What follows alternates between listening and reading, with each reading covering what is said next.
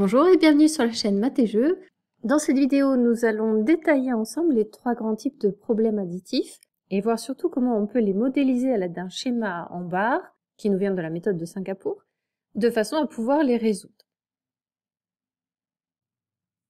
La première catégorie de problèmes additifs, ce sont les problèmes partie-tout. Deux grandeurs s'assemblent pour en former une troisième, deux grandeurs ou plus. Là, pour schématiser, j'ai mis simplement deux parties qui forment un tout. Dans ce genre de problème, il n'y a pas de temporalité, pas de transformation d'état. Voici deux exemples. Dans une classe, il y a 15 filles et 5 garçons, combien y a-t-il d'élèves en tout? Dans ce problème, on a deux sous-groupes, qui sont les filles et les garçons, qui sont des sous-groupes d'une même classe. Dans cette classe, on ne sait pas combien il y a d'élèves, c'est donc le tout que l'on recherche. Par contre, on sait qu'il y a 15 filles et 5 garçons, ça, ce sont nos deux parties. Pour retrouver le tout, je vais faire une addition, 15 plus 5. Un deuxième exemple de problème partie-tout, mais cette fois-ci, on ne connaît pas l'une des parties. Tom a marché 19 km dans la journée. Le matin, il a parcouru 7 km. Quelle distance a-t-il parcouru l'après-midi? Le tout, c'est la distance totale que l'on connaît ici, c'est 19 km dans la journée.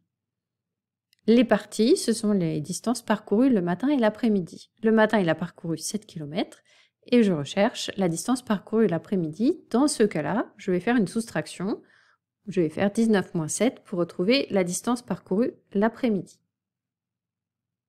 Le deuxième type de problème que l'on peut rencontrer dans les problèmes additifs, ce sont les problèmes de comparaison.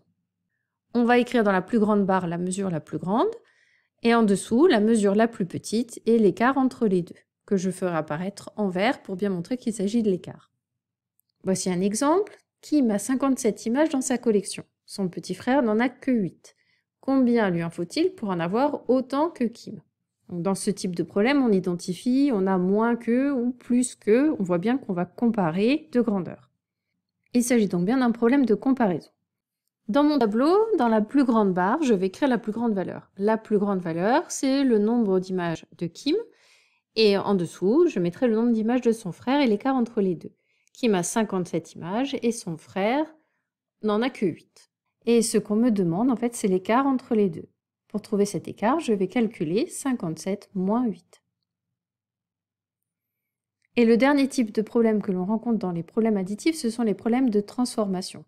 Soit il s'agit d'une augmentation, et dans ce cas-là, dans la grande barre, on mettra la mesure après, et dans une des petites barres, la mesure avant, l'autre barre, l'augmentation. Soit il s'agit d'un problème de diminution, et dans ce cas-là, c'est la mesure avant diminution qui est la plus grande. Je mettrai dans la deuxième ligne la diminution et la mesure après. Voici un exemple. Nathan a 75 billes, un de ses amis lui en donne 14. Combien en a-t-il maintenant? Il s'agit d'un problème d'augmentation. La plus grande valeur, c'est donc la mesure après, que je ne connais pas ici, puisqu'on me demande combien il en a maintenant. Par contre, je sais qu'avant, il en avait 75, que l'un de ses amis lui en a donné 14, et donc pour trouver le nombre de billes qu'il a maintenant, je vais faire une addition, 75 plus 14. C'est la fin de ce cours rapide sur les problèmes additifs et leur modélisation avec des schémas en barre. Merci de l'avoir suivi et à bientôt pour une prochaine vidéo.